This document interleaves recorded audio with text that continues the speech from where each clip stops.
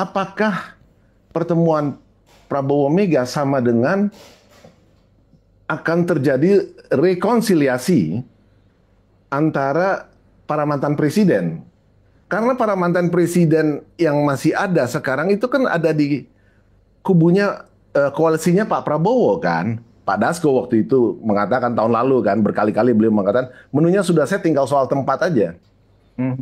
Nah, tapi kan ternyata dengan butir-butir yang belum dinyatakan tadi, saya kira itu yang belum ketemu nih. Apa konkretnya apa nih? Justru karena belum ketemu konkretnya apa, tapi paling nggak ketemu dulu secara diam-diam itu. Jadi ini yang kelihatannya Bu Mega mulai realize bahwa Pak Prabowo juga bisa sangat serius dalam hal ini dan nggak bisa digertak-gertak. Ini kalau kita bicara kasus Hasto ya, Bu Mega masih gamang ya, masih itu sebabnya tadi Anda mengatakan bahwa seolah-olah masih memberi angin kepada jaringannya Hasto, tapi juga ternyata terjadi pertemuan yang diupayakan oleh jaringannya Puan Maharani gitu loh.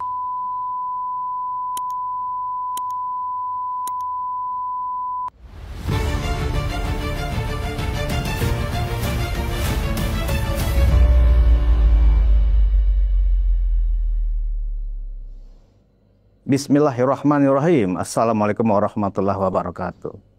Penonton Ruang Konsensus Unpacking Indonesia, bersama saya Budius Ma'rufilian, kita kembali berjumpa dalam diskusi yang sangat fundamental hari ini.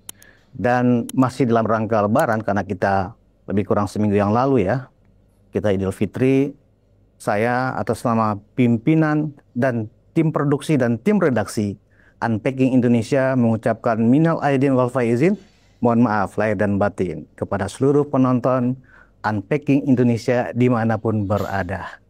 Semoga Lebaran kemarin kita semuanya sehat, yang mudik sudah kembali ke rumah masing-masing, dan hari ini sudah memulai aktivitasnya kembali. Nah, saya sudah terhubung dengan narasumber yang langganan ya bagi Unpacking Indonesia, khususnya Ruang Konsensus, bersama Mas Joseph Wenas dari Yogyakarta lewat sambungan Zoom. Halo Mas Jo. Halo, minal aizin wal faizin, mohon maaf lahir Mohon batin. maaf lahir batin, sama-sama Mas Jo. Jogja aman ya Mas Jo?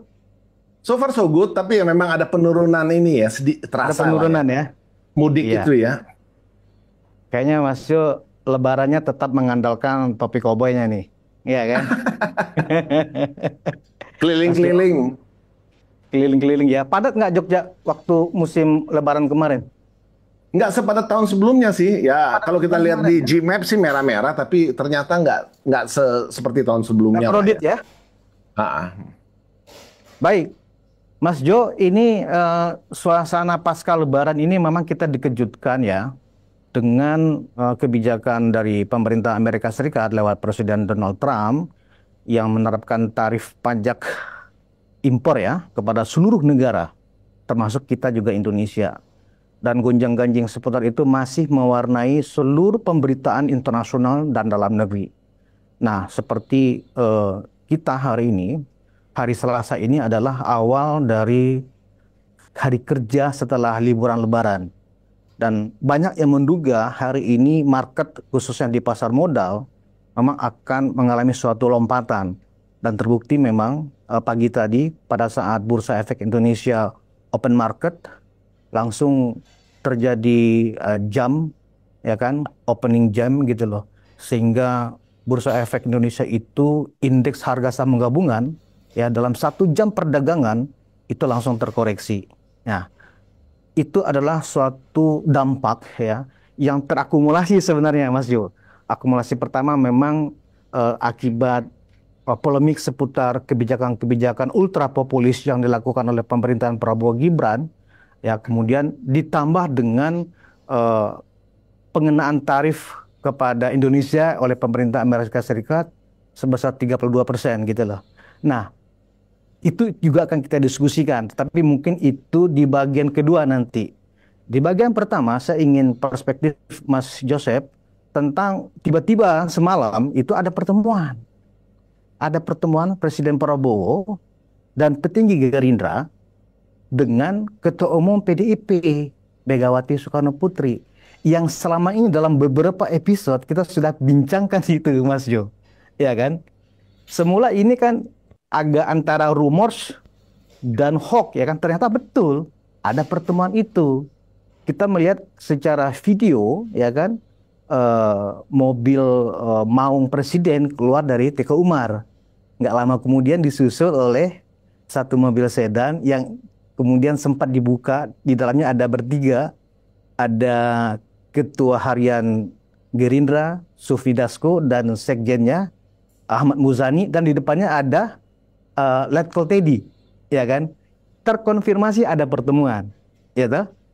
Nah, yang menjadi pertanyaan publik adalah biasanya pertemuan para petinggi seperti antara Gerindra, apalagi itu Gerindra ketua umumnya adalah seorang presiden, ya kan, dengan ketua umum PDIP, itu kan terbuka dan kemudian mengundang wartawan dan kemudian biasanya membuat semacam pernyataan media secara bersama-sama kedua belah pihak.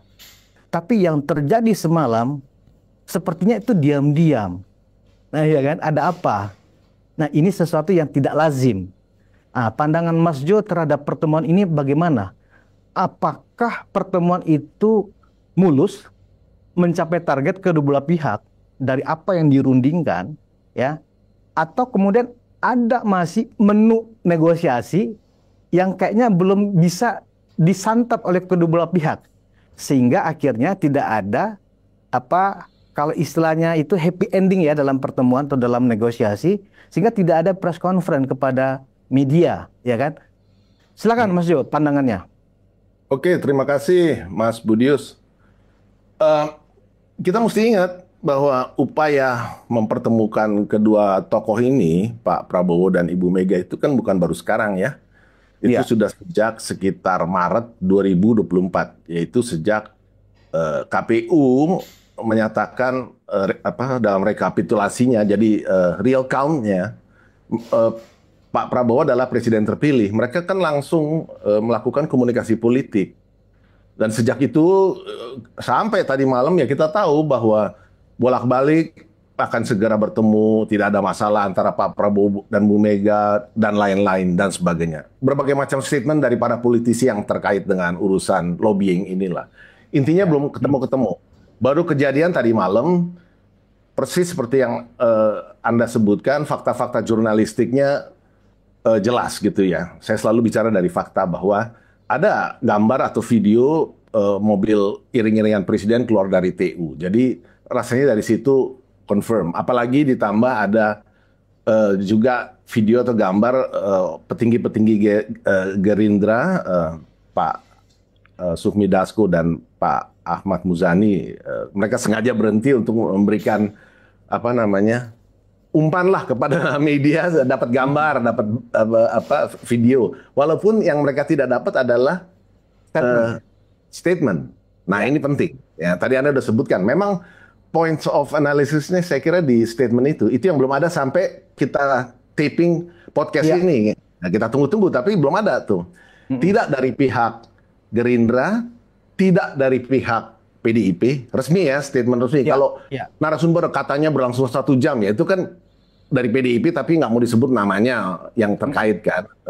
Pihak orang tersebut tidak ingin disebut namanya. Lalu ada dari Sekjen Golkar juga, Sarmuji kan, benar itu sudah ada pertemuan. Tapi bukan statement resmi. Yang ditunggu publik kan sebenarnya apa sih butir-butir poin-poin pertemuan itu resmi. Itu yang belum ada. Tidak dari pihak parpolnya, tidak dari pihak istana dalam hal ini ya PCO, ya kan, belum ada tuh. Nah ini yang jadi pertanyaan sebetulnya. Jadi betul points of analysisnya di situ. Itu yang kita tunggu sekarang. Nah, tapi bagi saya sebetulnya nanti pertanyaan lanjutannya atau analisis lanjutannya adalah begini.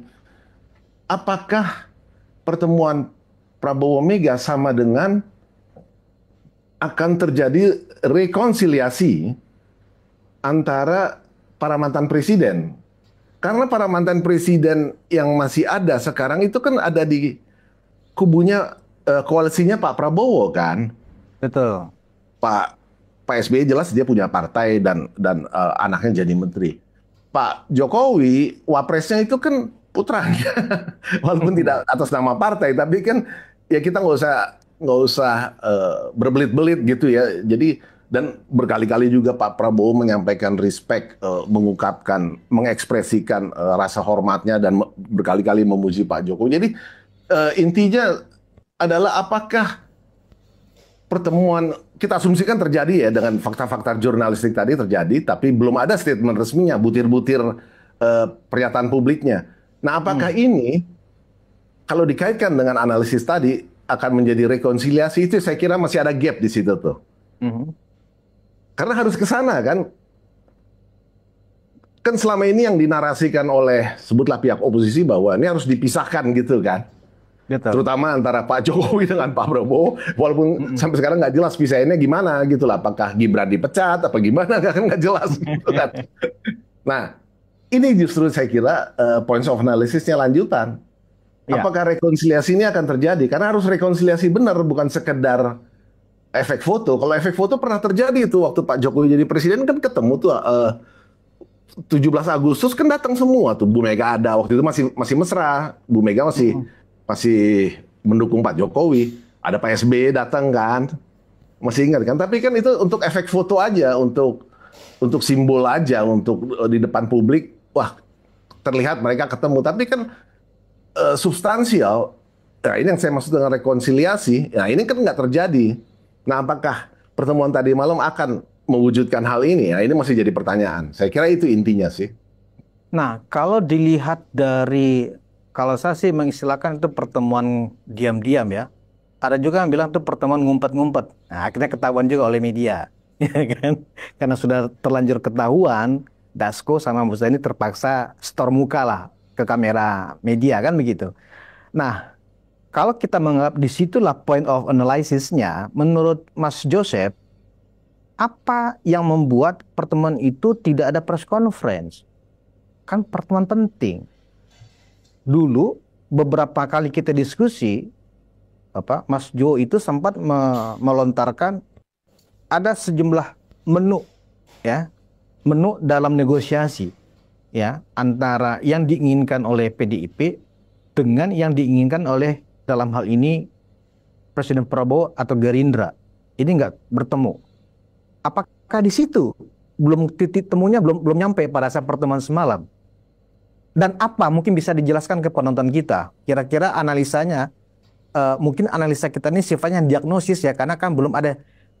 Kalau kita bicara sebagai media itu kan evidence base ya, berdasarkan bukti dan fakta. Nah, ini kan faktanya kita belum mendapatkan.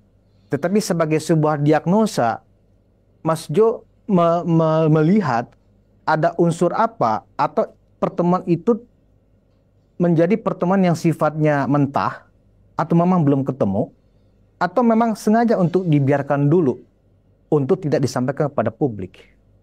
Oke, saya akan menjawabnya dengan dengan mengawalinya dengan statement Pak Surya Paloh justru belum lama ini. Ya. Pak Surya Paloh kan bicara bahwa Nasdem itu tahu diri, dia mendukung pemerintah, tetapi kan tidak masuk ke kabinet. Belum lama kan? Baru 2 hari lalu saya kira banyak publik nggak mengerti. Ya, tapi waktu dalam rangka Lebaran kalau nggak salah ya. Ya. Pokoknya belum lama lah dalam rangka mendekati Lebaran itu. Beliau menyatakan itu. Dan saya kira he set a tone juga dan barangkali dia sudah mencium arah ini antara PDIP dengan koalisi gitu ya. Jadi walaupun kita masih harus menerjemahkan dalam prosesnya nanti bagaimana itu kalau artinya mendukung tapi quid pro quo-nya seolah-olah terdengar etis sekali kan statement Pak Surya Paloh itu kan. Sangat etis kan. Jadi dulu kan dia nggak bagian dari koalisi, dia kan di kubu seberang. Kira-kira gitu kan. Sekarang mereka gabung, ya mereka tahu diri lah. Ya tapi kan selalu dua sisi kalau politisi menyatakan sesuatu kan bisa seperti itu yang dimaksud memang demikian, tapi bisa juga itu kan sebetulnya ada maksud sebaliknya gitu loh. Ya, kita belum tahu dan biasanya ini nanti baru akan terlihat dalam perkembangan ketika mulai ada krisis politik di tingkat elit. Biasanya itu yang berkali-kali kita saksikan itu di era pemerintahan Pak Jokowi kan. Nah, dalam kaitan dengan Ibu Mega, saya kira konteksnya nanti ke sana karena konkretnya kan selalu quid pro quo adalah what's in it for me gitu loh. Di balik kerjasama ini gitu loh. Nah, PDIP kan juga perlu ke depan melangkah gitu ya dan meletakkan kader-kadernya dalam kabinet itu akan sangat membantu kinerja politik partai itu sendiri gitu ya. Kecuali ketangkap korupsi seperti kader sebelumnya gitu ya, tentu itu hal lain lah. Tapi artinya itu sebabnya Agus Yudhoyono belakangan kan ngotot harus masuk ke kabinet dan sejak era Pak Jokowi di akhir-akhir akhirnya berhasil lalu lanjut ke pemerintahan Pak Prabowo dan kita tahu itu strategi PD seperti itu setelah hampir 10 tahun jadi oposisi. Nah saya kira mereka lagi berhitung ini sekarang. Jadi memang quid pro quo-nya ini yang harus dilihat what's in it for me gitu dan itu sebabnya saya kira karena itu belum menjadi bagian dari menu tanda kutip yang pernah diset oleh Gerindra dalam hal ini melalui mulut Pak Dasko waktu itu mengatakan tahun lalu kan berkali-kali beliau mengatakan menunya sudah set tinggal soal tempat aja. Nah tapi kan ternyata dengan butir-butir yang belum dinyatakan tadi, saya kira itu yang belum ketemu nih. Konkretnya apa nih? Justru karena belum ketemu konkretnya apa, tapi paling nggak ketemu dulu secara diam-diam itu. Dan ini sekaligus menimbulkan pertanyaan gitu loh, bahwa ternyata masih harus sampai ke tingkat tertinggi. Dalam hal ini Pak Prabowo ketemu Ibu Megawati, padahal biasanya kan kalau tokoh tertinggi udah ketemu, sebetulnya menu-menunya udah set nih. Ini tinggal formalitas saja kan, tinggal efek. Bisa dimention sedikit nggak Mas Jo, kira-kira menu apa yang disodorkan oleh pemerintah, dan menu apa yang disajikan, yang diminta oleh kubu PDIP, dan di mana letak tidak ketemunya ini dalam pertemuan semalam itu? Kalau secara diagnosis ya? Ya, diagnosis sekali lagi, karena kita kan belum dengar resmi ya. Jadi kalau kita menduga dalam kelaziman politik ya posisi, dan kita tahu kan belakangan Pak Prabowo sangat keras dengan pembersihan di sisi korupsi dan sebagainya gitu ya. Dan saya kira ini juga menjadi hitungan dari sisi pemerintahan Pak Prabowo gitu loh.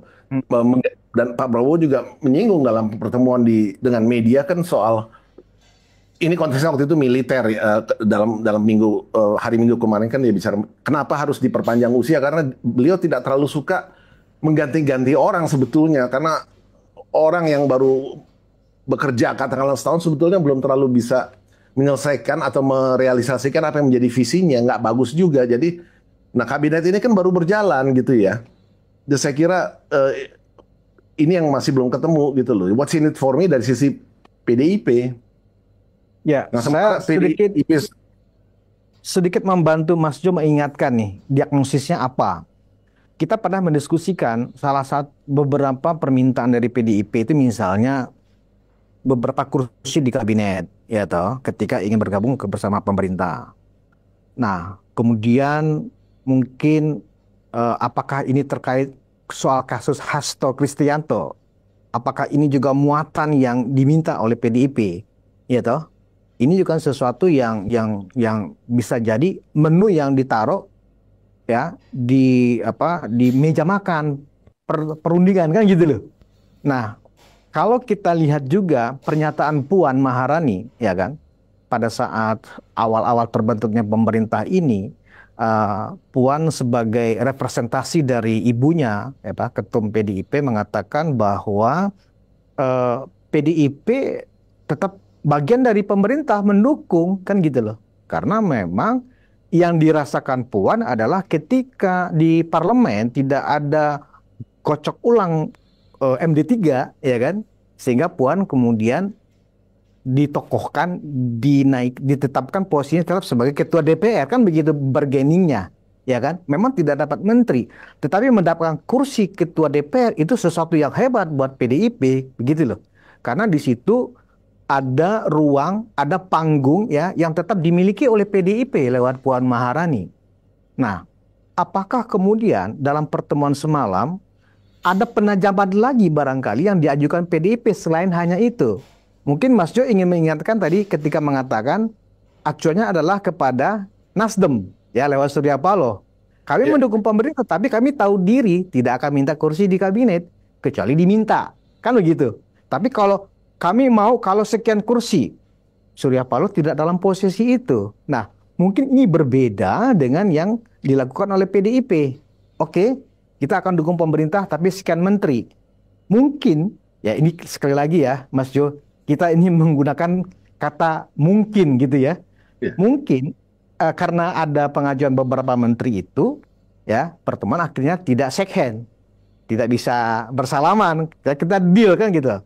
Saya sepakat dengan pernyataan Mas Jo sebelumnya, Prabowo punya karakter untuk tidak terbiasa untuk cepat mengganti menteri, walaupun sudah dianggap, wah ini sudah nggak capable nih, masih dalam memantau dan mengevaluasi, ya.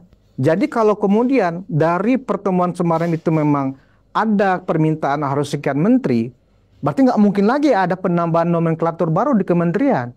Berarti konsekuensinya ketika menerima tawaran PDIP akan ada reshuffle. Apakah dugaannya seperti itu? Makanya kemudian pertemuan itu tidak happy semalam. Nah, kalau soal bukan berarti Pak Prabowo nggak berani melakukan reshuffle, kan sudah terjadi. Menteri Pendidikan kan di reshuffle juga kalau beliau melakukan blunder yang bisa dikatakan. Tapi kan itu berdasarkan case-nya sendiri, Mas Jo, bukan karena sebuah tarik-menarik kepentingan politik gitu loh. Iya, tapi poinnya adalah dia tetap mengambil posisi sebagai pemimpin gitu loh. Jadi mau itu ada dukungan politik atau tidak, kalau terjadi blunder seperti yang dilakukan oleh Menteri Pendidikan itu ya reshuffle gitu loh. Jadi saya kira poinnya bukan di situ. Terus yang kedua, kasus Hasto dan bargaining Puan yang pernah kita singgung dulu itu dua hal yang berbeda menurut saya.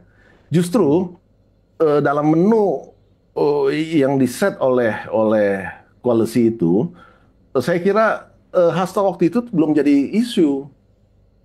Isu Hasto itu kan baru belakangan, baru barangkali mulai dilihat serius di sekitar Oktober November tahun lalu gitu loh, bahwa ini sudah keterlaluan. Maka itu menjadi poin tersendiri. Dan justru karena Hasto berhasil dipenjarakan, ini yang menjadi, kan kartunya tetap yang memiliki kekuasaan ya, dalam hal ini kan koalisi ya. Kartu nggak pernah ada di kubu yang oposisi yang nggak punya kekuasaan, nggak pernah. Jadi ini yang kelihatannya Bu Mega mulai realize bahwa Pak Prabowo juga bisa sangat serius dalam hal ini dan nggak bisa digertak-gertak. Ini kalau kita bicara kasus Hasto ya. Nah, justru Hasto itu karena ambisi pribadinya yang pernah kita bahas dalam edisi sebelumnya, nggak terlalu peduli dengan posisi Puan Maharani. Jadi artinya kalau MD3 itu mau di-revise, MD3 itu begini, jadi kalau kita bedah 41 prolegnas prioritas 2025, itu nggak ada MD3, nggak ada yang kemarin disepakati. Tapi dia sudah masuk dalam prolegnas. Ini kan nggak terlalu sulit karena Pak Prabowo punya 81% kursi dukungan di parlemen, sehingga kalau itu mau didorong ke dalam prioritas itu bukan persoalan gitu loh. Tapi faktanya, tadi saya barusan cek, belum didorong di yang 41 kemarin disepakati, nggak ada MD3. Jadi artinya kan sebetulnya masih memberikan peluang gitu loh. Dan sejauh ini juga kita lihat Ibu Puan kan juga jadi anak manis ya untuk berbagai kebijakan RUU TNI yang kemarin kan statement-statementnya kan sangat mendukung gitu ya. Jadi dia anak manis gitu loh. Tidak sama sekali statementnya mencerminkan oposisi. Dan saya kira juga Bu Puan menghitung sekali soal ini gitu loh. Karena kalau indikasi sebaliknya yang terjadi, saya kira dengan mudah akan didorong masuk prioritas. Dan itu artinya Ibu Puan kehilangan kursi. Tapi benar bahwa PDIP berkepentingan bahwa ini tetap dipegang oleh PDIP, saya kira itu satu poin gitu loh. Tapi untuk membedah kronologis, saya kira nggak terlalu ada kaitan sebetulnya. Hasto itu baru di ujung kok. Setelah berkali-kali diperingatin dan masih terus. Karena dia juga kejar waktu kan, dia ingin menarik secepatnya ke PDIP masuk oposisi gitu loh. Dan ternyata kemudian kita tahulah kasus Hasto ini udah berjalan sehingga membuka dari sisi internal, membuka peluang sekarang kan yang lebih mengendalikan kan faksinya Puan kan. Ya relatif gitu loh. Kalau kita lihat dari pertemuan tadi malam, lalu Didit, ya kan 2 kali kan Didit itu kan, melalui Puan kan, yang halal bihalal dan yang HUT gitu loh ya, hal-hal seperti itulah. Jadi manuver itu sih jelas lebih dari faksinya Puan. Walaupun statement-statement publik sebagian kita masih dengarkan dari jaringannya Hasto yang masih ada di PDIP itu juga kita masih dengarkan. Jadi saya kira di PDIP memang masih ada sedikit tarik-menarik, walaupun arahnya saya kira sudah mulai mengarah ke faksinya Puan inilah. Jadi memang ada persoalan sendiri di dalam internal PDIP ini yang belum selesai gitu loh. Jadi apa poinnya yang ingin Mas Jo sampaikan sehingga pertemuan yang mestinya ada semacam press conference kepada media ternyata tidak dilakukan baik oleh Prabowo maupun oleh Megawati? Saya kira PDIP sendiri belum siap dengan proposal konkret sehubungan dengan situasi internal tadi itu.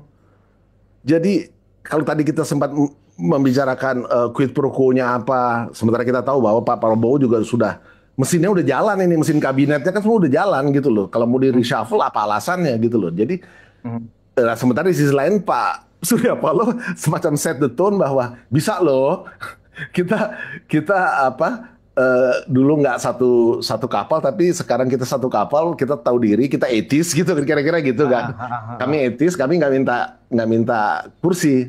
Nah ini kan jadi hal ini yang saya kira masih membuat belum bisa terjadi pointers konkret quid pro quo-nya apa gitu loh.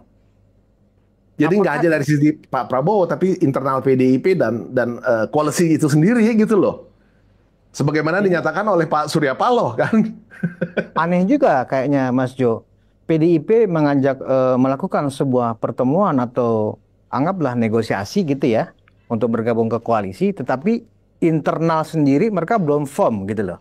Ya, toh? Itu menjawab kenapa terkesan diam-diam, karena kelihatannya sebetulnya belum siap, tapi ya barangkali sudah mulai terbuka hatinya karena faksi Puan ini berhasil mendorong sedemikian rupa. Tapi pada dasarnya mereka belum terlalu siap juga dengan quid pro quo-nya. Maka yang penting ketemu dulu lah. Itu sebabnya tadi kan dipertanyakan, kok kayaknya diam-diam kesannya kayak silent operations. Sebab kalau sudah jernih, sudah konkret, nggak perlu silent operations. Ya, karena yang terakhir kita mendengar dari elit PDIP dari faksi Hasto ini kan masih kerap menyampaikan semacam narasi-narasi ke publik, entah lewat podcastnya, entah lewat pernyataan dia di televisi, bahwa mereka untuk Hasto out itu tidak mungkin. Artinya bulan ini barangkali mereka kan mau kongres, ya kan, PDIP. Nah, yang diminta Hasto out itu sepertinya faksi ini ingin mempertahankan, dan Ibu pun sepertinya tetap ingin mempertahankan Hasto sebagai sekjen. Ini sebenarnya sebuah anomali dari yang biasanya terjadi di banyak partai politik. Ketika tokoh yang dimaksud itu sudah dalam status tersangka dalam proses persidangan, ya kan, biasanya mereka langsung digantikan, ada PLT. Tetapi khusus untuk PDIP, ya ini tetap dipertahankan sampai sekarang. Sekjen PDIP masih Hasto Kristianto, meskipun sedang tersangka dalam kasus korupsi di KPK. Nah, di sisi lain, misalnya faksinya Hasto lewat Deddy Sitorus kah misalnya, atau Adian Napitupulu masih sering melontarkan bahwa ya Prabowo harus jauh dari Jokowi, begitu loh. Nah, kalau memang situasi di internal PDIP seperti itu masih belum solid, apakah mau berkoalisi secara full partai, ya, kenapa harus buru-buru minta pertemuan? Kan sebuah pertemuan akhirnya sia-sia, kan gitu loh, Mas Jo. Justru itu kita kan justru itu makanya kita menunggu butir-butir pointers resmi dari pertemuan semalam itu apa gitu loh. Ini yang publik nunggu-nunggu. Nah, tadi kita diagnose, dan saya sampaikan bahwa ini ada tarik di level koalisi, ada tarik menarik. Di internal PDIP sendiri masih ada tarik menarik. Sementara dari sisi Pak Prabowo juga sudah sangat cukup jelas bahwa kalau bicara reshuffle tidak dalam waktu dekat. Kan quid pro quo kalau bicara kursi menteri. Sementara posisi Puan kita tahu bahwa itu soal waktu aja untuk kalau memang. Tapi kan Puan juga tidak menunjukkan sikap sebagai anak nakal kan. So far dia menunjukkan sikap sebagai anak manis yang pro koalisi gitu dalam kapasitasnya sebagai ketua DPR. Jadi memang nggak ada alasan juga untuk mendorong UUMD 3 masuk menjadi prolegnas prioritas 2025 ini. Jadi ya situasinya masih serba tanggung jadinya. Nah sementara PDIP memang sebagaimana menjadi tradisi dan kebiasaan mereka kan apa-apa yang strategis itu diputuskan di forum formal ya Mhm. apa namanya mereka akan kongres ini gitu loh. Termasuk isu pertanyaan soal sekjen ini. Nah ini kan waktunya udah nggak lama. Saya kira ini situasi yang memang masih serba tangguh. Mhm. Tapi akhirnya kelihatannya faksi Puan ini berhasil meyakinkan, ya saya membahasakan, yang penting ketemu dulu lah. Mhm. Kira-kira begitu. Cuman memang ya itu kesan silent operationsnya kental sekali gitu ya. Terus ditambah tidak ada statement formal gitu ya, butir-butirnya apa saja yang menjadi hasil dari pertemuan tadi malam. Itu yang membuat saya kira kita mendiagnosa seperti itu. Tidak ada penjelasan lain. Mhm. Ya, terkesan memang terlalu banyak sih diagnosa yang negatif pun bisa kita lontarkan. Yang namanya diagnosa kan bisa positif, bisa negatif, Mas Jo. Tapi kita Iya. nggak membicarakan diagnosa yang negatif. Nah, pertanyaan berikutnya adalah, menurut Mas Jo, apa sih benefitnya buat pemerintahan Kabinet Merah Putih ini kalau kemudian setelah 150 hari atau 6 bulan ya, per 20 Oktober per 20 April ini ya toh, kalau kemudian PDIP masuk ke dalam kabinet dan ada penempatan beberapa kadernya di pemerintahan. Benefitnya apa buat pemerintah di tengah situasi yang pemerintah ini juga masih banyak sekali target-target, banyak sekali kerja-kerja yang mesti dioptimalkan gitu loh. Ganti menteri, ganti orientasi lagi. Mereka nggak bisa langsung speed dari apa langsung ke 50 gitu loh kilometer per jam. Mereka harus dari 0, 10, 20 dan lambat lagi. Kira-kira menurut Mas Jo apa sih benefitnya kalau kemudian presiden ya mengambil sikap untuk melakukan reshuffle dengan asumsi ada desakan untuk PDIP bergabung, ya kan? Nggak mungkin menambah pos kementerian lagi, yang ada paling pergantian sejumlah menteri-menteri. Nah, di pos mana kira-kira menurut Mas Jo kalau PDIP ini mau masuk, ya kan, akan digantikan oleh kader PDIP? Sebagai sebuah analisis ya. Iya, ya. Benefits, tadi kan pertanyaannya benefits. Jelas Iya. sekali, besar sekali benefitsnya. Di tingkat strategis kita pernah bahas bahwa untuk membangun dalam jangka panjang sampai 2045, ini kan visi Indonesia Emas, itu memang kita perlu persatuan elit lah. Itu yang Ya. strategisnya lah. Tapi kan publik nggak terlalu mengerti ini. Yang konkretnya di bawah, sebetulnya apa yang terjadi belakangan ini, sejak setahun terakhir, dengan memainkan jaringan civil society. Ini sebetulnya nggak banyak, tapi kan karena mereka krem de la krem, publik tuh ngelihat kalau mereka profesor ini ngomong, lalu apa namanya seniman terkenal ini ngomong, lalu LSM itu ngomong gitu loh. Ya kita bicara lah OCC RP apalagi itu. Kita kalau kita koleksi ya kasus-kasus yang belakangan dimainkan gitu sampai ada Indonesia gelap, lalu Indonesia apa darurat biru, macam-macam lah ya. Nah, ini kan jelas mengganggu. Nah, belakangan juga keluar tuh istilah program-program pemerintah Pak Prabowo populis dibilangnya. Jadi dinarasikan populis gitu loh. MBG itu populis. Padahal itu sama sekali bukan populis. Kita kan sudah tahu bahwa ini ada keperluan sangat strategis untuk mempersiapkan sumber daya kita supaya di 2030-an bonus demografi itu benar-benar bisa terwujud, bukan malah menjadi bencana demografi. Karena yang sekarang kita kasih MBG ini di tahun 2030-an mereka lah yang menjadi apa namanya faktor yang produktif kan dalam segmen masyarakat kita. Untuk mendukung ini kita kan mau mengejar pertumbuhan apa income per kapita yang tinggi, itu harus. Nah, ini leading indicator penting apakah income per kapita ini apakah nantinya kita akan menikmati bonus demografi atau justru menjadi bencana demografi. Kalau yang terjadi bencana demografi ya selesai, visi Indonesia Emas barangkali nggak akan pernah bisa kita capai. Ini kan jangka panjang, bukan hanya soal 2025-2029, bukannya soal itu. Ini kan perlu keberlanjutan. Itu sebabnya perlu elit-elit apalagi PDIP gimana juga punya 19% kursi kan di parlemen. Mereka masih yang terbesar. Ya. Jadi perlu. Sebaliknya adalah ya itu gangguan di ruang publik, di media sosial yang begitu gaduh, too much noise. ya bisa kita bilang juga jadi too much democracy yang mengganggu jalannya pemerintahan ini untuk mencapai bukan hanya soal 2029, ini kan soal sampai 2045 loh ini. Yang harus digarap juga dalam 5 tahun pertama ini kan tahap satunya sekarang. Kalau kita lihat peta yang pernah saya tampilkan, tahap satunya ini yang sekarang di bawah pemerintahan Prabowo Gibran, yang diterjemahkan menjadi berbagai macam program quick wins-nya, lalu program-program strategis lainnya. Itu yang harus didukung oleh elit-elit besar ini. Jadi yang diharapkan adalah soliditas seluruh 8 partai yang ada di parlemen itu bisa dalam satu paket gitu ya maksudnya Mas Jo.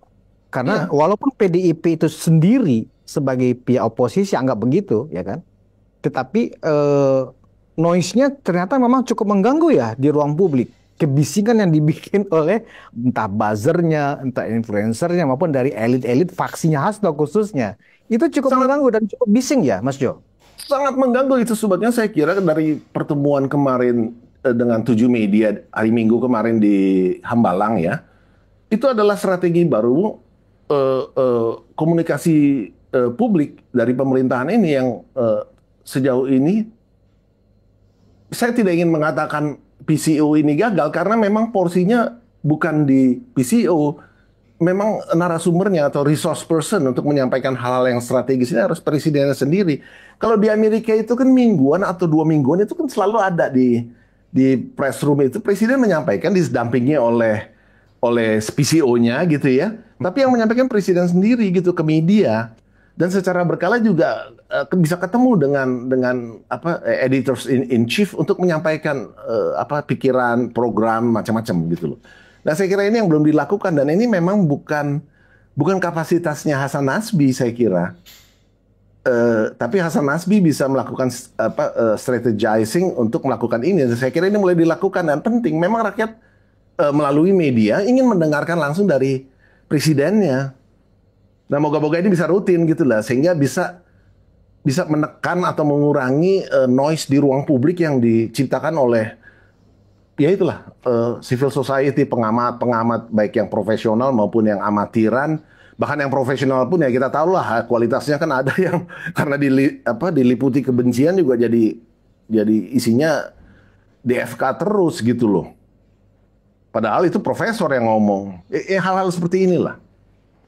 Jadi urgensinya adalah untuk mengurangi noise. Makanya kemudian ditawarkan untuk supaya PDIP bergabung saja ke pemerintah secara jelas.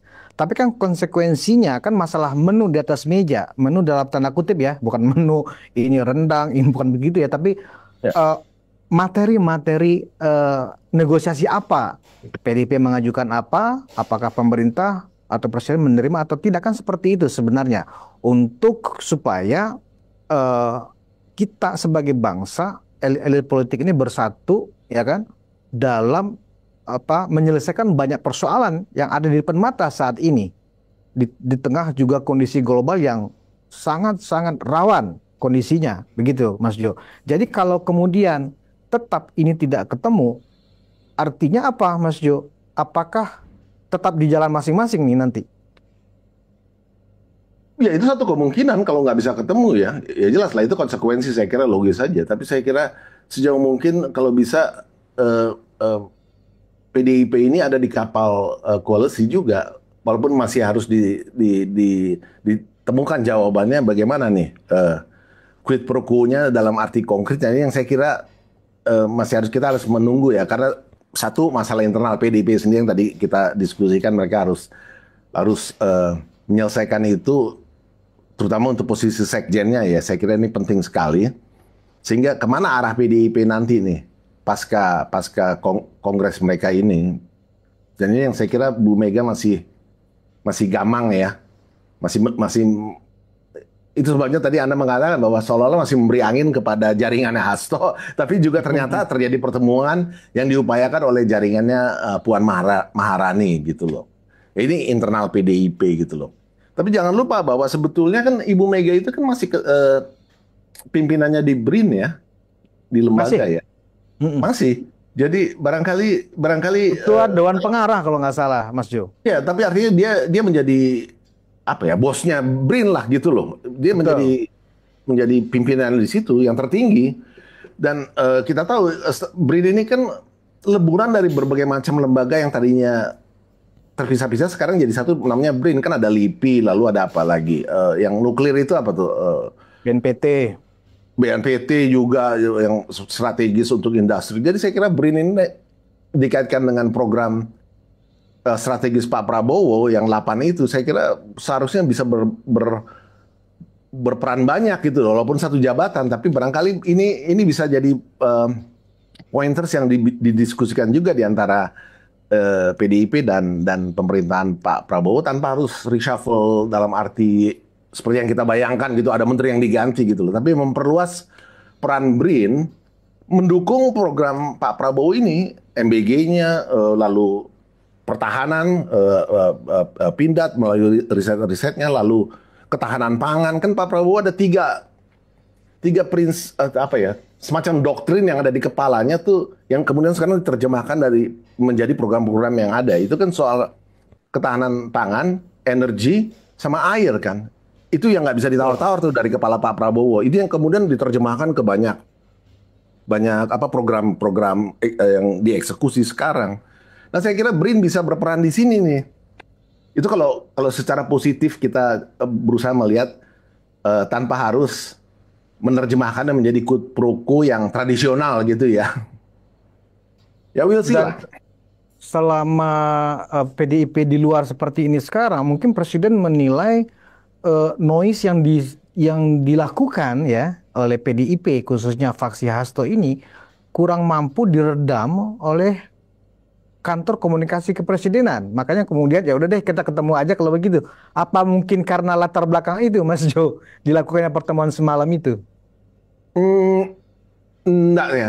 Saya termasuk yang masih melihat, bukan berarti PCO Hasan Nasbi itu tanpa kritik ya, mereka juga berusaha memperbaiki, tapi porsi komunikasi di level ini memang harus seperti yang dilakukan oleh the White House. Mhm. Para editors in chief memang mau dengar langsung dari presidennya. Itu sebabnya kemudian juga kalau kita lihat di berbagai media mainstream, itu seringkali kan juga ambil tone negatif karena mereka nggak, seolah-olah saya katakan nggak mengerti gitu loh. Walaupun berusaha dilakukan oleh kantor apa kepala staf presiden, kan Kodari juga coba lakukan, Hasan juga coba lakukan, tapi saya kira memang porsinya bukan porsi mereka. Untuk hal-hal yang strategis mesti yang seperti kemarin hari Minggu di Hambalang itu. Hmm. Jadi presiden sendiri yang langsung menyampaikan secara berkala gitu ya. Ya, Jadi hanya soal baik. pembagian resource personnya aja, siapa yang mengatakan, siapa yang ngomong.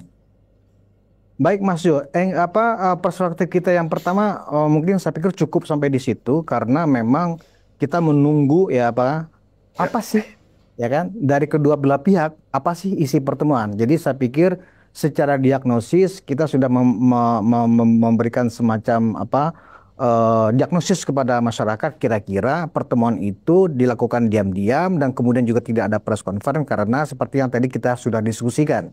Baik, Mas Jo. Nah, sekarang kita masuk ke perspektif kedua. Perspektif kedua itu adalah seperti yang tadi saya sudah gambarkan.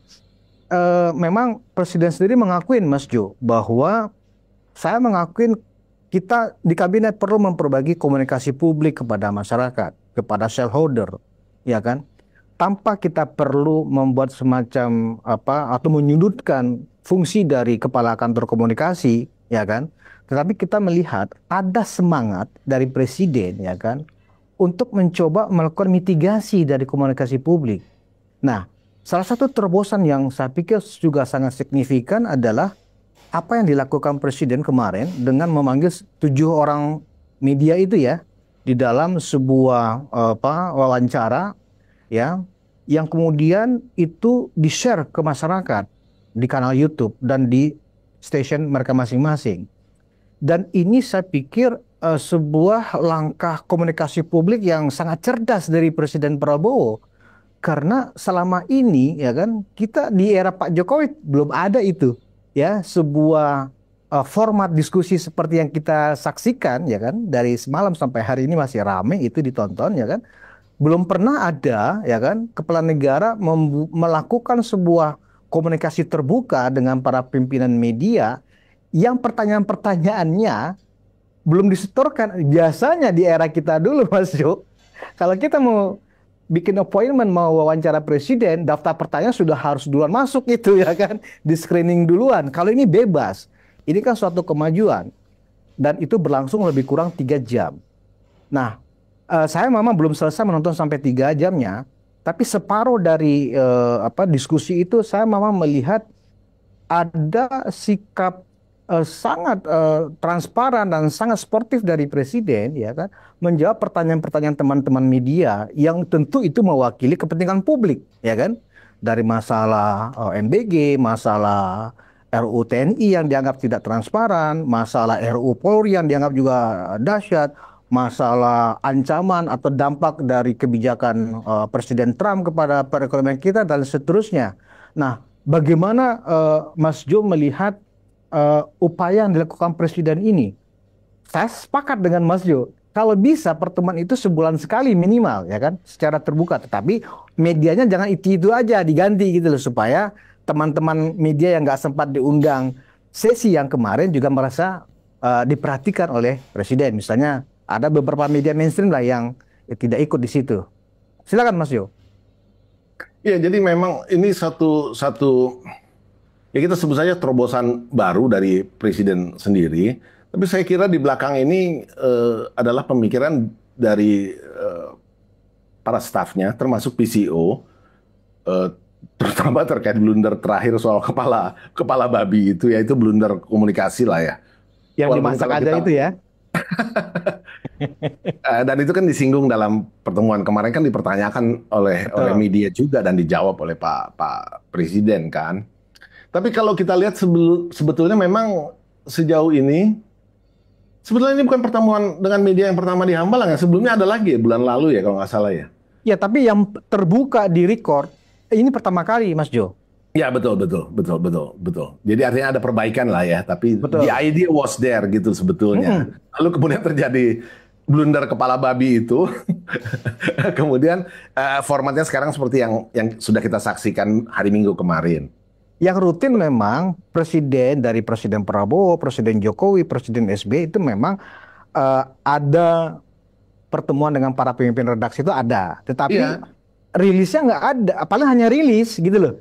Apa isi percakapan, apa isi perbincangan, ini the first time kita melihat ada sebuah keterbukaan yang begitu enak sekali untuk kita tonton, sehingga pertama kita tahu isi pikiran Presiden secara terbuka terhadap pertanyaan-pertanyaan publik ya kan, kerisauan publik yang dilontarkan oleh teman-teman media. Ya, rilis memang nggak diperlukan lagi karena kan mereka mengcover itu langsung gitu ya. Jadi Betul. memang sejak zaman Pak Jokowi juga beberapa kali kan ketemu dengan pemret itu, ya pemret itu menulis saja sesuai dengan apa yang mereka lihat, dengar dan alami dalam pertemuan itu. Jadi memang dari pihak istana nggak mengeluarkan rilis gitu karena udah langsung ke pemretnya dan mereka silakan memberitakan lah gitu. Nah, yang menarik dari yang kemarin ini memang kalau saya amati, sejauh yang bisa saya amati, narasi misalnya itu mengupload 3 jam penuh tuh si Najwa.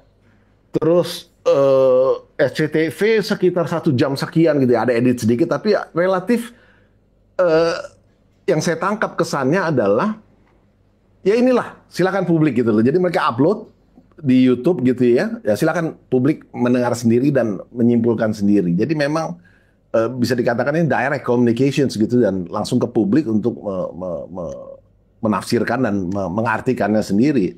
Ya ini menarik saya kira ya, dan tanpa harus juga melewati proses editorialship sebagaimana biasanya di berbagai media itu sendiri. Saya melihat bahwa ini adalah kerangkaian perbaikan dari komunikasi pemerintah kepada publik, itu intinya. Dan moga-moga kita harap bahwa dengan demikian noise itu tadi yang kita diskusikan itu bisa bisa turun, bisa, karena itu sangat mengganggu ya. Publik jadi terpecah-pecah persepsinya sesuai dengan perspektif yang disajikan di balik bahan-bahan noise itu sendiri gitu loh. Nah, dengan adanya ini saya kira sedikit banyak ini bisa menyaring lah noise itu menjadi tidak terlalu, saya harus pakai istilah destruktif ya, terhadap, karena persepsinya kan dirusak gitu ya, terhadap niat baik pemerintahan ini untuk membangun, itu intinya. Tidak ada sama sekali niat jahat dari pemerintahan ini melalui program-programnya untuk merusak Indonesia, nggak ada. Tapi kan narasi yang dibangun menjadi seperti itu gitu loh, melalui noise-noise ini. Mas Jo mungkin sudah menyimak ya yang video narasi yang 3 jam itu ya? Nggak semuanya utuh sampai selesai? Tidak semuanya utuh karena saya harus melihat dari perspektif macam-macam ini karena beda-beda. Ya ininya sama karena yang mengajukan pertanyaan kan hanya 7 orang itu. Tapi Oke. barangkali SCTV lebih menekankan pada sisi mereka, lalu yang narasi belum selesai gitu loh. Saya membandingkan. Tapi basically sama sebetulnya karena kan sesinya sama. Betul, betul. Yang lengkap memang di narasi di kanal narasi memang itu 3 jam. Iya. Kalau di teman-teman yang hadir itu mereka hanya menampilkan yang menjadi pertanyaan dari pemret mereka aja, ya kan gitu. Tapi nggak ada masalah. Nah, yang mau saya tanyakan begini, Mas Jo, bagaimana penilaian Mas Jo terhadap gestur presiden, substansi yang disampaikan presiden dalam menjawab pertanyaan-pertanyaan itu? Cukup mencerahkan nggak? Cukup menjawab pertanyaan, menjawab keinginan tahuan publik ke atas kebijakan-kebijakan yang diambil pemerintah dari jawaban-jawaban Presiden Prabowo? Sangat sangat sangat kentara jelas pertama dari sisi gesture yang tadi Anda tanyakan. Prabowo menjadi Pak Prabowo apa adanya. Memang demikianlah presiden kita. Tidak ada satupun dari sorot mata, dari ya kita bicara body language gitu ya, Iya, iya. yang berusaha diatur-atur. Kalau saya lihat memang beliau tulus eh, mengatakan dan mengekspresikan apa yang menjadi concern dia tentang 3 hal doktriner tadi gitu loh, soal pangan, soal energi, dan soal air yang diterjemahkan ke berbagai macam program pemerintahan yang sekarang. Itu saya lihat nggak ada kepalsuan sih. Pak Prabowo sebagai Pak Prabowo apa adanya, dan saya kira ini yang ditangkap juga oleh para pemret yang hadir di situ, dan oleh karena itu barangkali saya tidak tahu apakah ini diatur atau kebijakan masing-masing media, ya mereka menampilkan 1 jam version atau kayak Najwa 3 jam ya apa adanya gitu loh. Dan seperti itulah memang apa yang diperjuangkan oleh pemerintahan ini, seperti yang kita lihat dari ekspresi Pak Prabowo dan jawaban-jawaban Pak Prabowo. Kalau bagi publik yang memang mayoritas itu bukan dari kalangan intelektual, kira-kira penjelasan dan jawaban-jawaban Presiden Prabowo bisa diterima dengan mudah nggak jawaban-jawaban Presiden dari pertanyaan-pertanyaan yang dilontarkan itu, Mas Jo? Nah, kata intelektual yang Anda sebutkan itu kuncinya gitu loh, karena kan publik itu kan strata intelektualitasnya kan macam-macam gitu loh. Itu Iya, sebabnya betul. perlu kadang-kadang kanal-kanal misalnya di YouTube yang bisa membantu menjelaskan dalam bahasa mereka. Tapi overall kesan saya sih Pak Prabowo menyampaikan dengan bahasa rakyat ya. Dia tidak menyampaikan dalam bahasa ilmiah, dalam bahasa para profesor gitu ya. Sangat merakyat, dan saya harap sih ini bisa cukup jelas buat publik sebagian besar ya. Sebagian besar cukup jelas gitu ya. Sangat clear ya. Ya, itu pendapat saya ya. I don't know. What do you think? Kalau misalnya begini, Mas Jo, kalau yang saya juga belum sampai semuanya ya, sampai 3 jam. Saya menonton tuh kira-kira sampai durasi 1,5 jam ya. Karena saya sebelumnya semalam itu ini apaan sih gitu loh. Tapi ketika saya lihat banyak sekali komentar, akhirnya baru tadi pagi saya tonton sampai berangkat kerja dan nggak sampai selesai. Tapi saya melihatnya begini, misalnya ketika ada pertanyaan tentang RUU TNI gitu ya, itu dengan sangat jelas Presiden Prabowo memberikan semacam keyakinan kepada si penanya, dalam hal ini Uni Lubis ya, dari IDN Times, misalnya draftnya tidak terbuka, ya kan, tidak semuanya diketahui oleh publik, ya kan, kok kesannya buru-buru, dan itu dijawab oleh Presiden dengan sangat gamblang bahwa ini tidak buru-buru, ini kan kelanjutan dari yang sudah diajukan oleh Presiden Jokowi sebelumnya, kan begitu. Betul. Jadi bukan buru-buru, dan itu clear gitu loh. Dan kemudian juga substansi yang paling penting, kalau misalnya yang dipersoalkan ada 3 pasal itu dari Undang-Undang TNI Polri yang baru, Undang-Undang TNI yang baru ini, pasal 7, 47 dan 53 kalau nggak salah. Itu Presiden dengan sederhana hanya mengatakan sebenarnya mendesaknya Undang-Undang TNI itu karena Presiden mengakuin bahwa saya sendiri gelisah karena saya punya jenderal, ketika saya tunjuk, tiba-tiba harus pensiun, padahal dia masih baru bekerja gitu loh.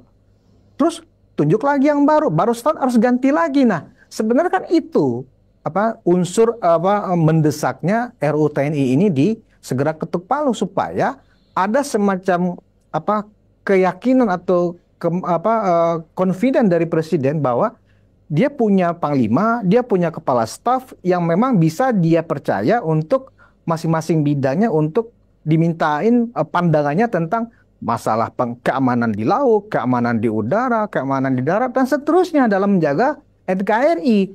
Dengan undang-undang yang lama, kan memang kita terbatas pada usia 58. Padahal mereka itu dipromosikan menjadi panglima ketika umurnya sudah 55, 56, kan begitu loh. Bahkan ada 57, setahun menjabat kemudian pensiun.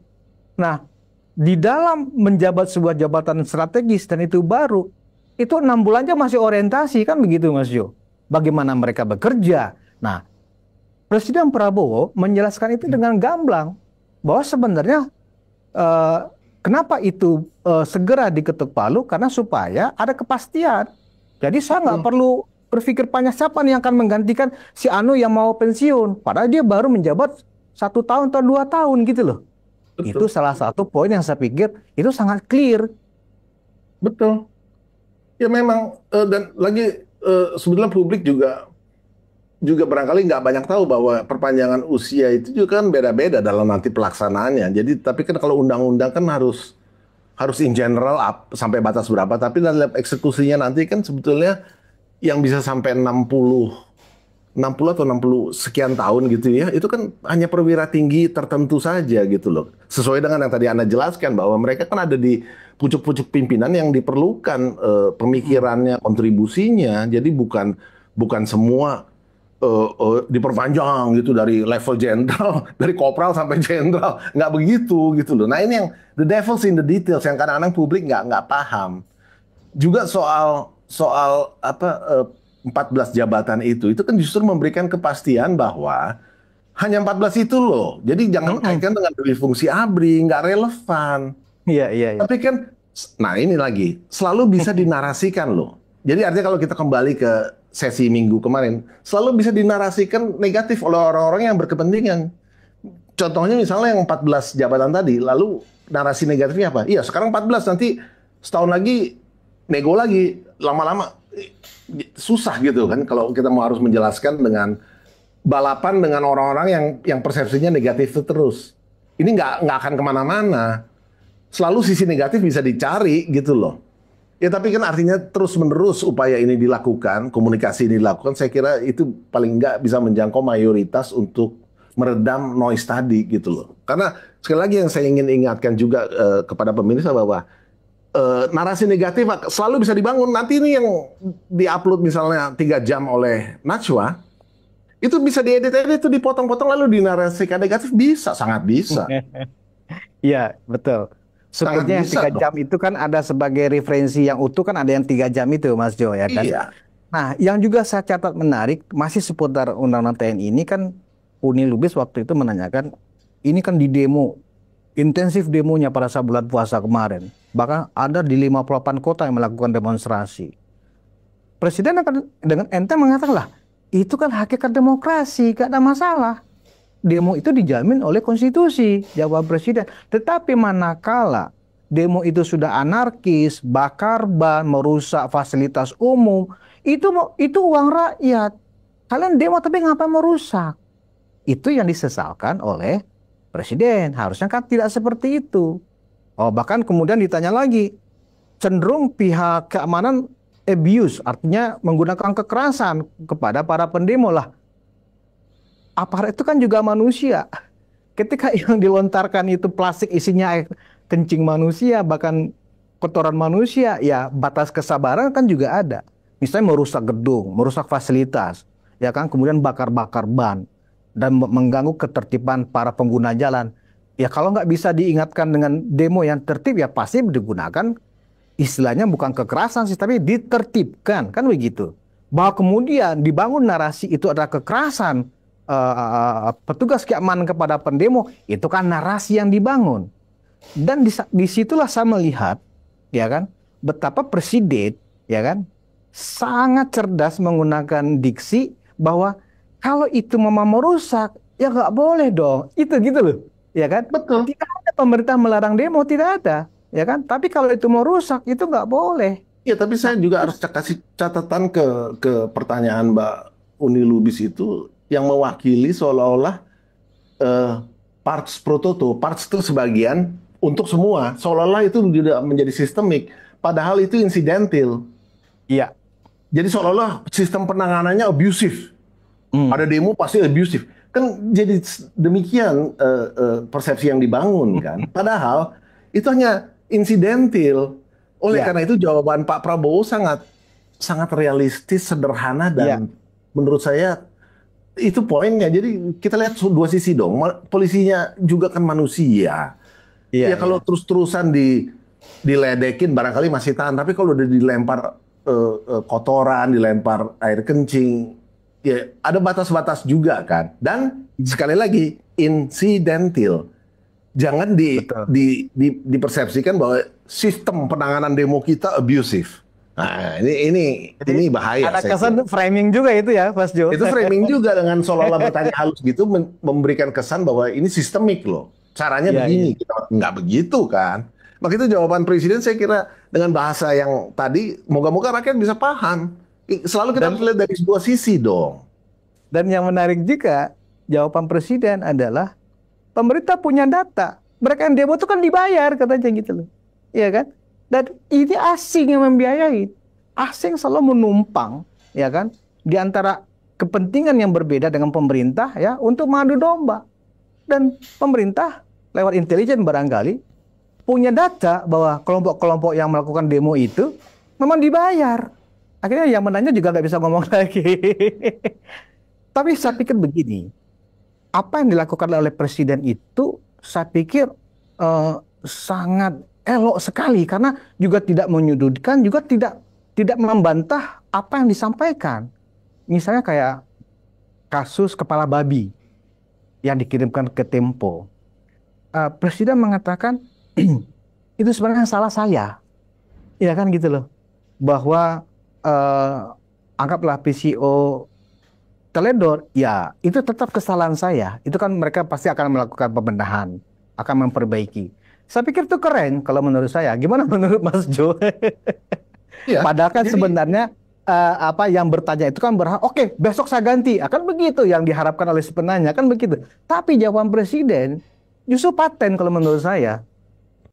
Ya saya sepakat. Jadi beliau mengambil tanggung jawabnya gitu loh. Dan oleh karena itulah perbaikan-perbaikan melalui pertemuan dengan para pemret ini itu salah satu cara gitu loh. Tanpa harus menyalahkan anak buahnya. Dan saya kira ini menunjukkan leadership Presiden Prabowo yang agung ya. Dia tidak menyalahkan anak buahnya dan bersedia melakukan perbaikan. Ya. Dan seperti yang tadi kita diskusikan, memang ada porsi-porsi yang nggak bisa dilakukan oleh staf atau bawahan. Ada porsi komunikasi yang memang harus dilakukan oleh presiden itu sendiri sebagai resource person, sebagai narasumbernya. Seperti yang terjadi tadi kita contohkan di Gedung Putih. Ya, betul. Nah, Mas Jo, kita ini udah 1 jam ya, tetapi saya pikir saya akan extend sampai 15 menit lagi, karena ini ada yang menarik juga ya, yang ingin saya mintain pandangan Mas Jo sebagai seorang analis intelijen. analis intelijen itu kan nggak hanya bicara tentang aspek keamanan, pertahanan, intelijen, negara, dan seterusnya, tapi juga memahami geopolitik, memahami juga sosial politik dan ekonomi gitu ya. Nah, yang menarik juga yang dijawab oleh Presiden pada pertemuan dengan para pimpinan media semalam itu, yang disambung siang ini nih Mas Jo, ini masih berlangsung nih. Yang tadi saya sampaikan ada namanya kegiatan sarasehan ekonomi bersama Presiden.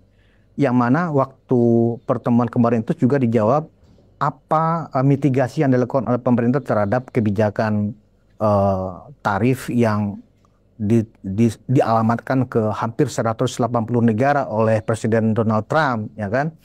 Nah, apa yang menarik adalah bahwa Presiden mencoba bersikap wise, ya kita pasti akan melakukan renegosiasi kepada pemerintah Amerika. Buktinya beberapa langkah-langkah sudah dilakukan, sudah mengutus Menko Airlangga untuk berangkat ke Washington DC, kan begitu.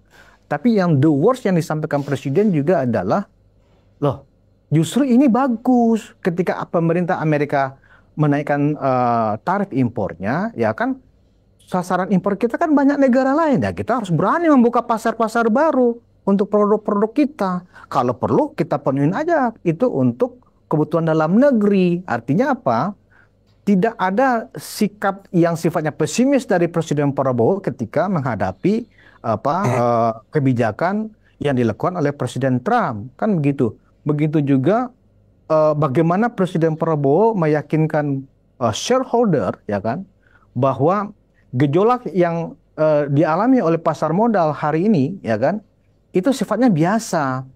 Pasti di dalam pasar modal itu, ya, itu sifatnya dipengaruhi oleh sentimen pasar.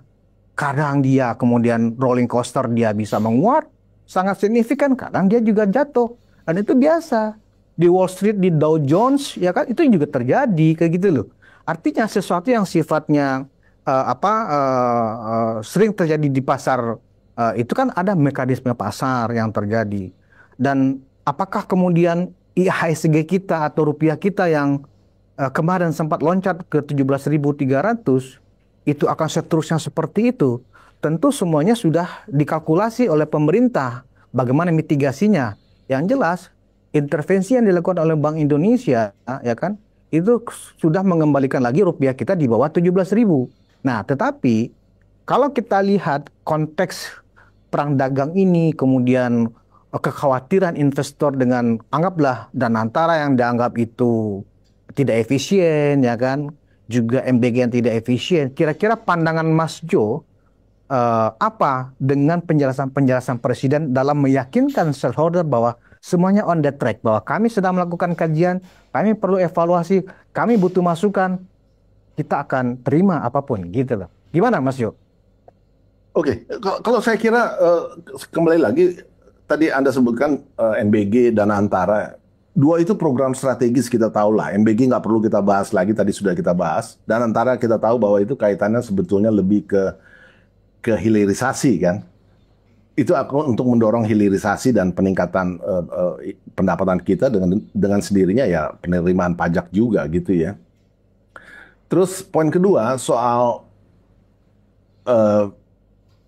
apa yang dikatakan Bapak Presiden sebagai tantangan untuk membuka pasar-pasar baru, itu tentu sesuatu yang bagus, tapi barangkali dari sisi intelijen itu enak di kuping, karena kita tahu sejak zaman Pak Jokowi sebetulnya sudah didorong untuk membuka pasar-pasar baru gitu ya, di Afrika, di Asia Tengah gitu ya, yang dipandang memiliki potensi. Tapi kan kebetulan saya pernah di international trade dulu ya, jadi saya cukup paham bahwa membuka pasar baru itu nggak semudah membalikan tangan gitu ya. Itu kan cerita panjang, membangun trust, membangun relasi, jaringan, macam-macam gitu ya. Belum standar-standarnya ya, belum logistiknya, biaya logistiknya dan sebagainya, itu bukan hal yang mudah gitu ya.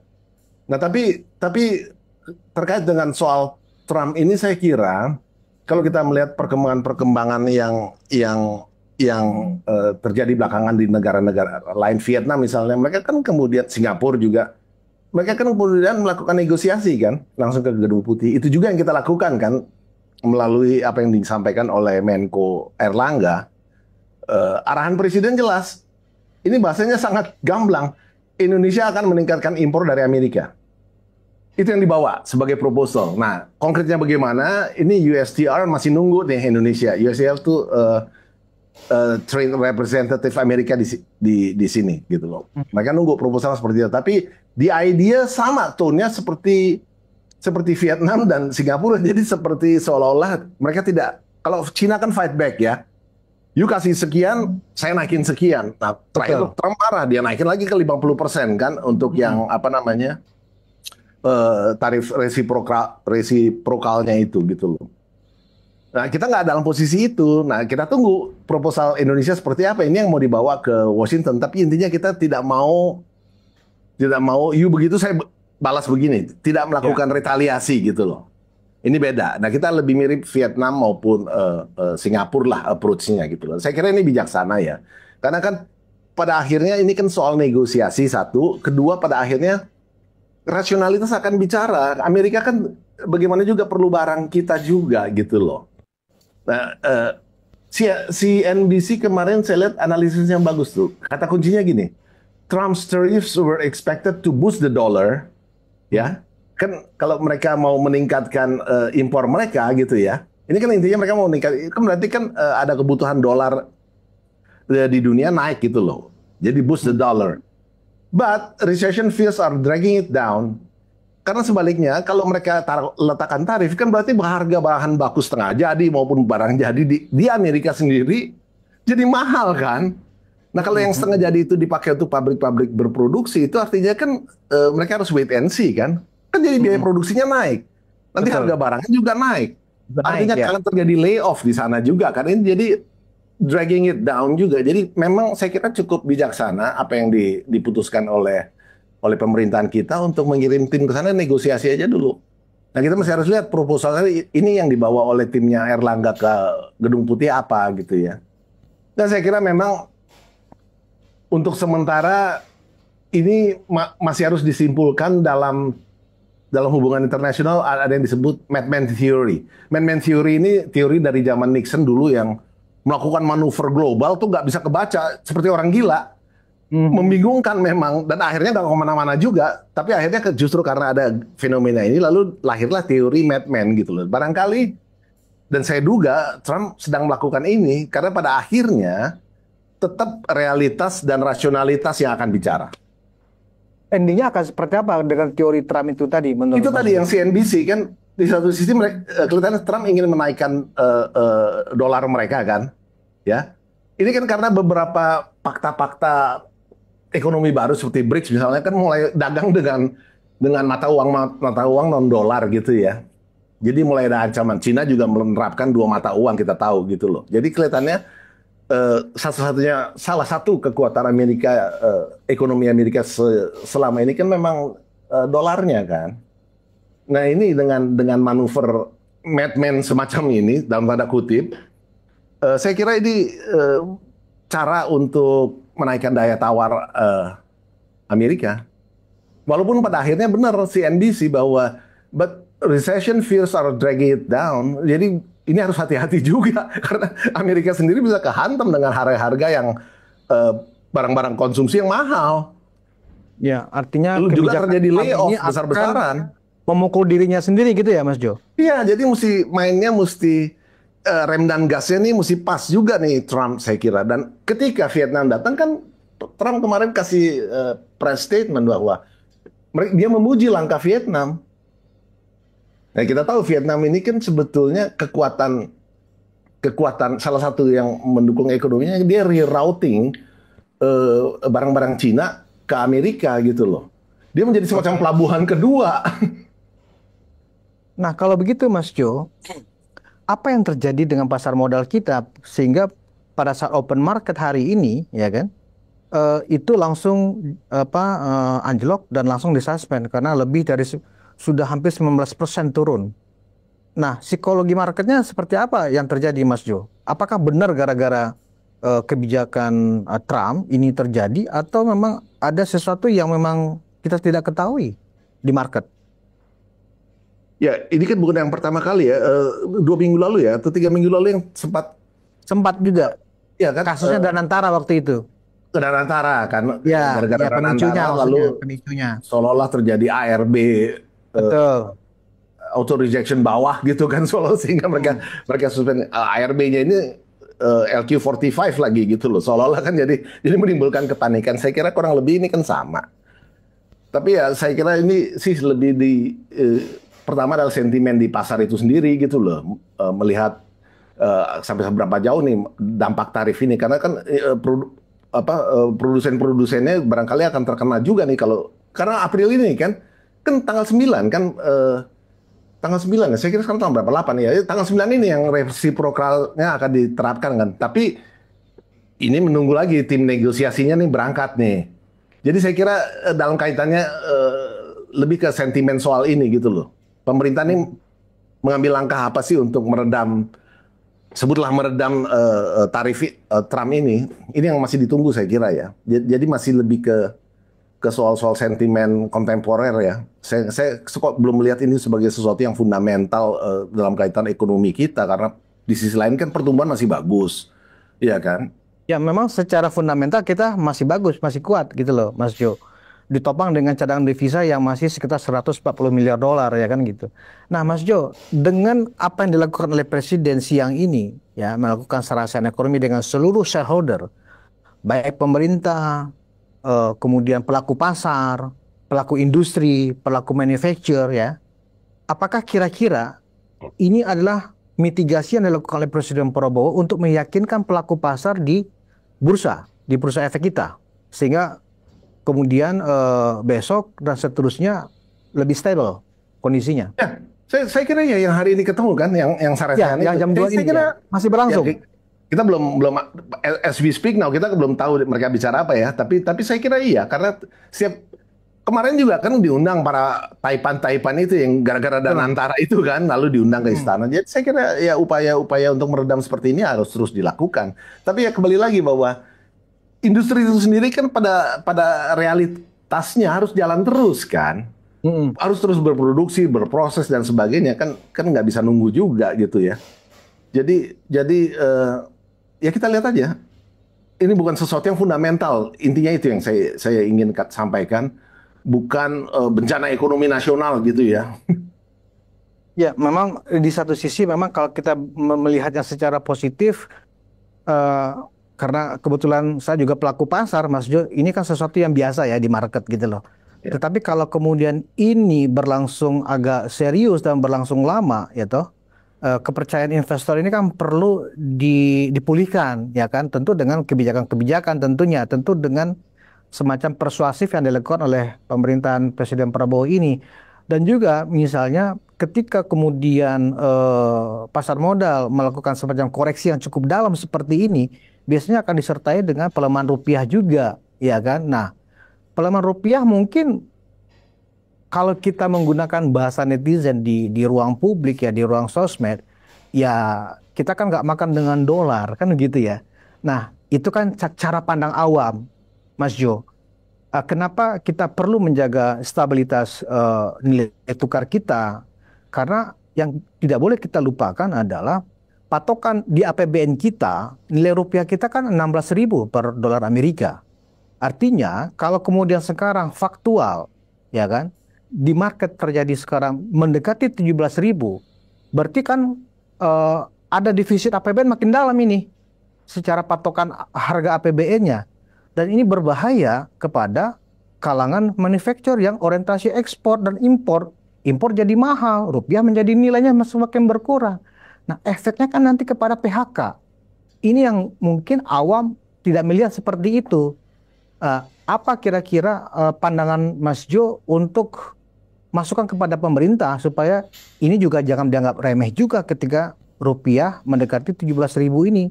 Kalau toh BI melakukan intervensi terus-menerus, toh cadangan devisa juga bisa tergerogoti nanti, Mas Jo. Kan begitu. Silakan Mas Jo. Saya percaya bahwa Ibu Sri Mulyani dan timnya bukan anak kemarin sore ya, yang tidak berpengalaman dalam hal seperti ini, apalagi beliau juga waktu kita krisis 98 juga she was there kan, dan melihat walaupun bukan bagian dari pemerintahan itu sendiri, tapi Tapi pengalaman-pengalaman kita menghadapi krisis ini kita punya referensi eh, cukup cukup mumpuni lah ya untuk bagaimana kita menangani ini. Tapi betul yang Anda katakan bahwa ini kan masih harus dilihat apakah ini akan berkelanjutan atau tidak. Faktanya yang kemarin terjadi IHSG turun, naik lagi gitu loh. Kita nggak tahu ya. Karena di dalam IHSG itu sendiri kan kita tahu itu kan permainan yang disebut bandarmologi juga memanfaatkan sentimen-sentimen Ya, benar. global gitu ya. Kemudian mereka ingin menurunkan harga saham untuk mereka ambil di bawah dan kemudian mereka naikin lagi gitu. Itu kan permainan Ya. biasa dari yang disebut bandarmologi itu gitu. Itu faktor itu kan juga kita sama-sama tahu ya. Nah, Ya. soal falas juga saya kira mirip-mirip lah ya. Ya kan, bandarmologinya mirip-mirip lah. Nah, Artinya ini masih bisa dikendalikan oleh pemerintah ya, ya Mas Jo? jadi kalau kita dari sisi publik kita tunggu saja. Kalau sampai katakanlah eh, umpamanya ini satu hari tidak terlalu lama dari sekarang, tahu-tahu Ibu Sri Mulyani mengatakan kita perlu APBNP perubahan Hmm. sehubungan patokan nilai dolar tadi, barangkali itu menjadi salah satu indikator kita untuk, kita harus mulai serius. Berarti mesin ekonomi, pemikir-pemikir ekonomi pemerintah mulai melihat ada sesuatu yang serius. Oleh karena itu perlu Hmm. dirubah asumsi patokan dolarnya. Saya kira itu gitu loh. Tapi di luar itu, ya seperti yang tadi kita diskusikan ya, kita lihat aja lah naik turun ini mau kemana gitu. Berarti selagi tidak ada APBNP yang diajukan oleh pemerintah yang diketuk palu bersama DPR, itu kita menganggap bahwa situasinya masih terkendali, ya Mas Jo? Saya kira begitu karena yang punya otoritas dan kredibilitas serta integritas untuk memberikan indikasi-indikasi bahwa something serious is going on ya pemerintah dan itu kan belum ada. Ya, baik Mas Joseph Wenas, terima kasih diskusinya. Ya, memang agak panjang kita diskusinya, sehingga ya buat penonton Ruang Konsensus, jangan buru-buru untuk mengganti video ini, ya kan? Ini bisa ditonton sambil pelan-pelan, sambil nyopir, sambil mau tidur gitu kan. Jangan, kalau kalau kepanjangan di pause dulu, karena kenapa ini agak panjang, karena kita juga ingin menjadikan ini satu episode aja, nggak menjadi dua episode gitu loh.